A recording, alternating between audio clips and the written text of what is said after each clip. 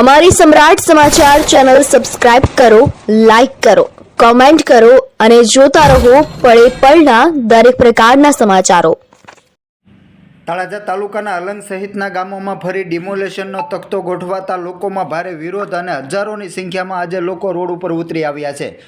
બનાવની જાણવા મળતી માહિતી મુજબ ભાવનગર જિલ્લાના તળાજા તાલુકાના અલંગ સહિતના ગામોમાં ફરીને ડિમોલેશનની કાર્યવાહી તંત્ર દ્વારા હાથ ધરવામાં આવનાર હોય સરકારી ખરાબા અને ગૌચરની જમીન ઉપર થયેલા દબાણો હટાવવા તંત્ર દ્વારા નોટિસ અપાઈ ચૂકી છે। ત્યારે આજે સવારે જાણવા મળતી માહિતી મુજબ ડિમોલેશનના વિરોધમાં હજારોની સંખ્યામાં લોકો રોડ ઉપર ઉતરી આવ્યા છે અને પદયાત્રા યોજી અને તળાજા ખાતે આવેદનપત્ર આપવામાં આવશે તેમ જાણવા મળ્યું હતું।